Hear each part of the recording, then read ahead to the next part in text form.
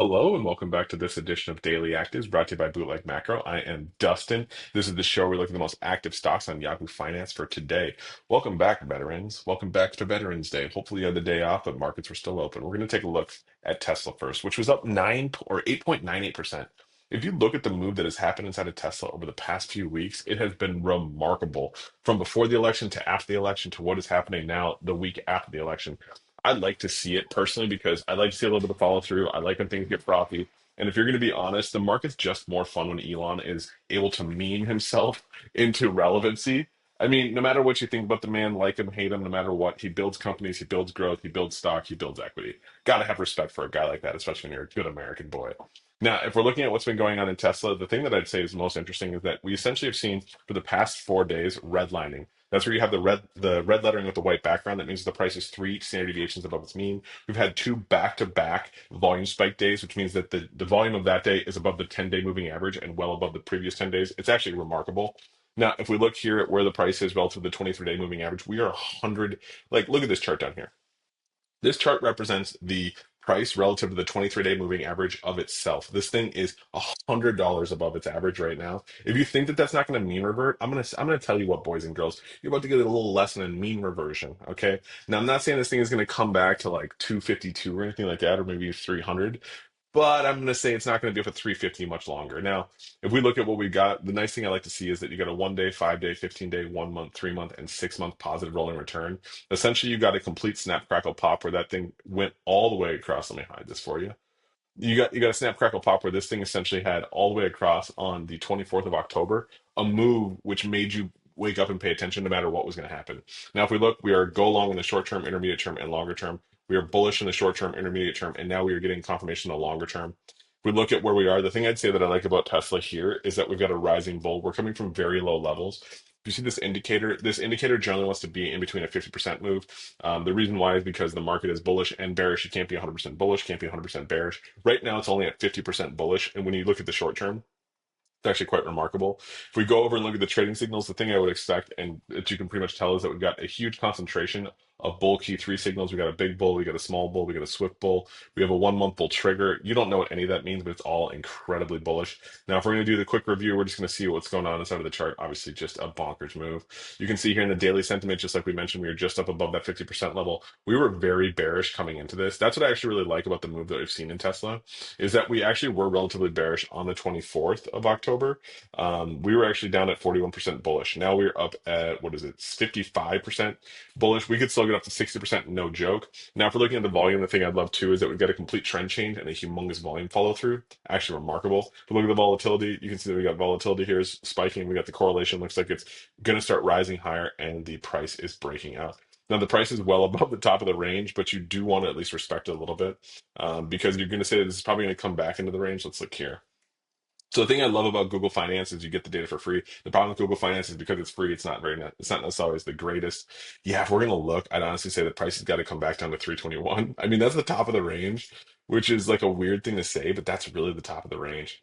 But tell me what you think in the comments below. You long, you short, do you like it? Do you love it? Is this even a good review? And before we get to the next stock, subscribe to the New High newsletter. We send you 25 stocks to your inbox every single Sunday. Stocks breaking up between $5 and $20. Stocks breaking up to 1 year highs. Stocks breaking up to all-time highs. It's a great list to get your trading week started.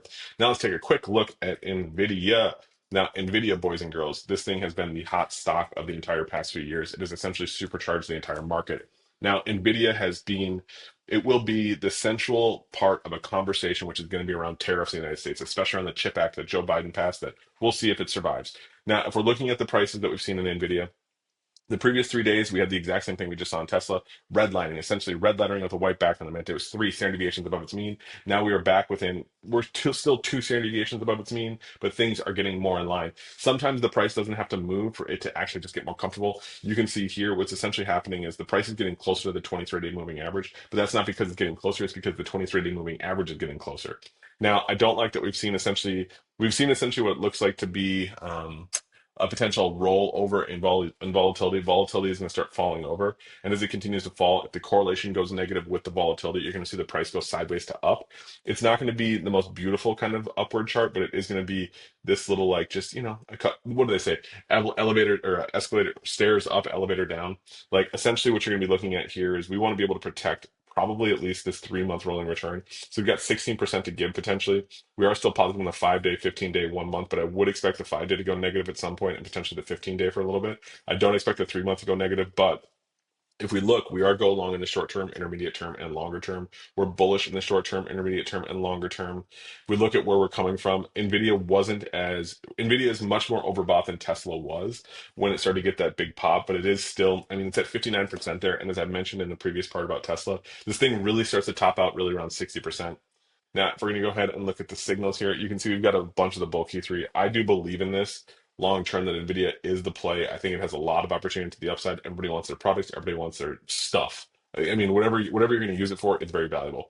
Now, if we're going to look, we've got the falling peak, we got a coming falling bear, we got a big bull, we got a small bull. I probably respect the coming falling bear, no, more or less, but I do think that this is a great spot. I will admit that I think I definitely sold a little bit of my Nvidia once we got above 140 because I was buying in the 130s. But I do like to see Nvidia go to the 150s, 160s, 170s because it's definitely in the range. And actually, if I look here, if I look to see what is in the top of the range, the most important thing, so we don't have a higher high just yet. That's because back here we are above 152, 152, 152. We have not broken those highs, but if we get above 152, 153, and we start to see some higher highs in the range, it's incredibly bullish for Nvidia. Now, I'm just expecting that you're going to get a little bit of pullback. The reason why is because the top of the range, while it is going up, the bottom of the range is only coming up slightly. We need to see what we're probably going to see inside of the range is probably going to be a consolidation, and you can already see it's beginning as the volatility. Let me explain this to you. As the volatility starts to roll over, the ranges will get tighter. Now the volatility is still rolling over, and the bottom is now solidified at 128. The top is solidified essentially around 151. I would need to see it break out above 153 to really be convinced. But that's what I think about Nvidia. Honestly, I'd be a seller a little bit. I'd hold a core position, and that's what I'm going to continue to do in my own personal account. But that's just what I'm thinking. So let's go ahead and look at the next one. What do we got for Mara? Check out Mara. I know, you know what? Mara is one of those ones, incredibly polarizing. I had a great conversation with one of my friends who inherited a bunch of money, and he's like, I'm gonna throw my entire life savings out of Mara. And I remember trying to talk him out of it 2 years ago. He's laughing, but like that wasn't fun. Like, don't pretend like this has been a fun ride. Be chopping between $20. It's not been fun. But if we look at what we have today, obviously Bitcoin is up. It is running. It is raging over 85,000 or getting near 85,000. If we look at Mara, this thing has had red background with black lettering for the past 3 days. Today, it is three standard deviations above its mean with its red lettering, with its white background. That's a crazy move. You can see it's even up 122 million shares just in one day. I do like what I see in Mara. I'm going to respect it just because I believe in Bitcoin. I believe in the crypto trade. I believe in the crypto bull. I believe in the Donald Trump the pump. Like, we are going to go higher, and it doesn't really matter what you're in as long as you're in risk assets. And there's nothing riskier than the idea that you just own Bitcoin, and that's a full-on value proposition of your company. Sorry, Mara followers. But if we're looking here, you pause it on the 1 day, 5 day, 15 day, 1 month, 3 month, 6 month. And I love to see this break of the 6 month rolling return. That's incredibly bullish. We still have some go shorts in the short term, intermediate term, and longer term. Love to see it because you're going to be able to burn off that bearishness. You have bullishness in the short term, intermediate term. We are fighting off a little bit of bearishness. In the longer term, we've already been bullish. Now, if we're going to look here, we do have that falling bear, which I like. Again, the move that we've seen in Mara has been really uncomfortable because it's been sideways action, but that doesn't mean it's not useful. Now, if we're going to look at what we've got going on here in the trading signals, you can see we've got a bull key three, we've got a few of them, but we have had some bear key threes. Again, you're going to get this kind of like this ugly motion when you have a lot of sideways action in my model. You got some buys, you got some sells, you got some falling peak. Oops.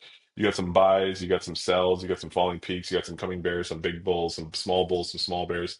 1 month bull, 1 month triggers, 1 month bull triggers. Like, there's a lot of confusion. The reason why is because if you're looking at something like this, that sideways action is really difficult for a model, especially something that does trend following the way that mine does, to really believe. Now, the difficulty for anybody who just uses the model that has not actually built it is you're not going to know what to look for. This, boys and girls, this 122 million shares traded in 1 day is an outlier that you pay attention to regardless of price. Now, the reason is because if you see a price that moves in a significant direction and you also see volume associated to it, you ignore all of the previous signals and you put that as a demarcation line that exists inside of your trade ticker. Now, if we're looking here at Mars volatility, I do like to see that we've essentially peaked here at $4.53. Whatever it is rolling down while the correlation is falling. Now, the reason why I love that is because two negatives, right? A negative going down and a negative in correlation do make a positive, boys and girls. Ooh, would you look at that? Essentially, you get a snap crackle pop higher all the way above $20 when this thing was just recently on the fourth resting down at 15. That's a crazy move over the past few days. But tell me what you think in the comments below. Are you long? Are you short? Do you like it? Do you love it? Is this even a good review? And before we get to the next stock, subscribe to the New High newsletter. We send you 25 stocks to your inbox every single Sunday. Stocks breaking out between $5 and $20. Stocks breaking out to 1 year highs, all time highs. It is a great list to get your trading week started. Now let's go ahead and look at the next one. We got the SoFi boys. Now I know if you are looking for SoFi stuff, you come to my channel because SoFi is one of the most beloved stocks in all of FinTwit. And that's actually why I love it, because that's where the bros are at. Everybody's thinking about them student loans. Now we look at what's been going on in SoFi. SoFi has been showing us nothing but bullishness since the 4th of October. When you get that red background of black lettering, and then you get the red lettering of the white background, and essentially does it for over 6 weeks now. You got a few days where it pulled back a little bit, some massive pullbacks at the moment where you saw it down 6.5% nearly. This is really the thing you want to believe in. The reason why, and I'm going to say it right now, is because A, it has what I consider to be like a 5-star setup. It has a name recognition. Everybody knows the name SoFi. B, it's like techie. You don't know exactly what it is, but it's supposedly a new way on things. That's cool. Number 3, it's under $20, which means that everyone can participate. Number 4, it's going to have institutional support because it probably just has a billion shares outstanding. So I bet you there's banks, there's probably like people who have this. And then C five, I see. 5, this thing has an opportunity as an actual catalyst to get added into ETFs, indexes, and into like the S&P 500 at a certain point. Now, it is really small right now, but that's the kind of thing that people like. You see what happened in Palantir recently. It's the same kind of thing that can happen. Now, we look at the signals. This thing, again, has been go long for intermediate term, short term, and long term. It's been bullish, as I've been saying, in terms of where it's been coming from. We look at where it is relative to right now. The only concerning thing that I would say is that it is really, really overbought, most likely. I mean, you see here on the 2 day, this thing has been redlining ever since September, right? Like redlining since September.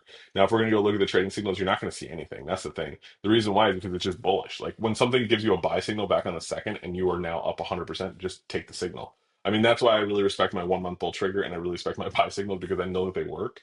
But sometimes they can be tricked if you have a sideways motion, just kind of like we were looking at Mara. But SoFi does not have that. If we go ahead and look at the quick review here, we just look at this. This is the type of breakout that my system is perfectly attuned at being able to track. When you have something that builds a big base and then starts to break out, the ranges start to expand. The volatility is starting to break out in the weekly. The volatility has broken out in the daily.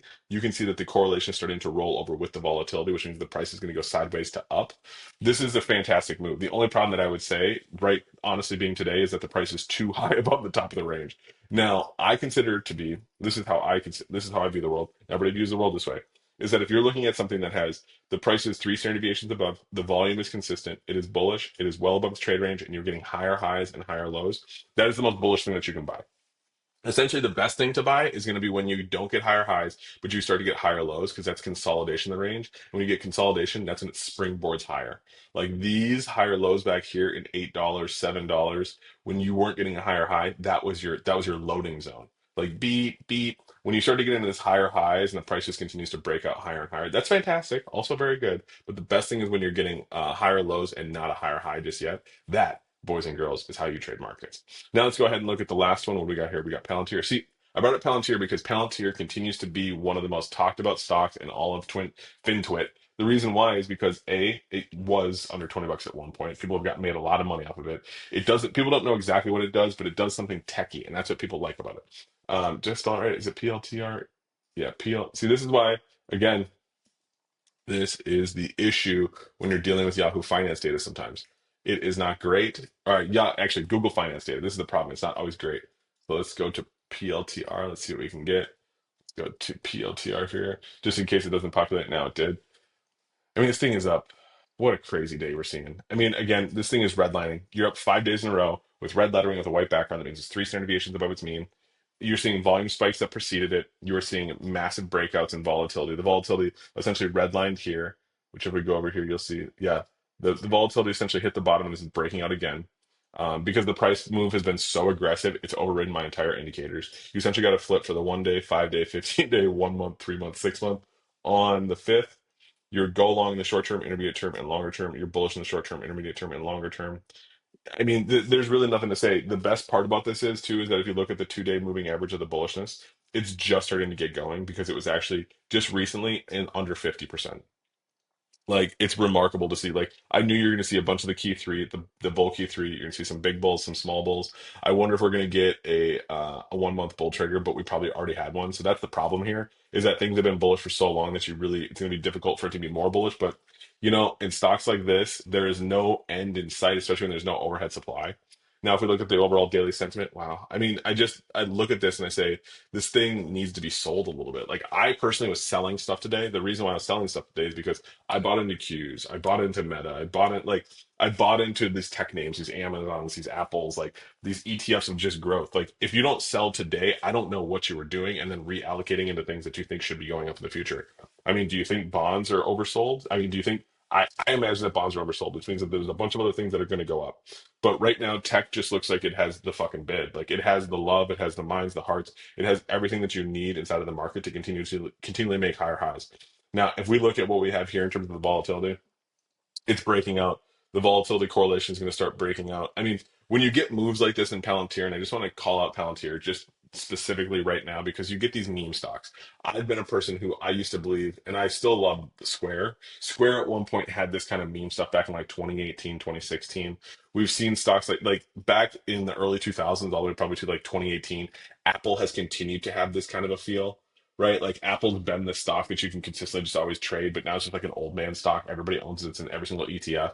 I mean, you've seen these things over periods of time. I mean, I'm trying to think about the most. Oh, I mean, you see, like GME had it at one point when it was the stock of the day, where everybody knew the name, everybody knew the price, everybody was paying attention, and things were just freaking out inside of GameStop.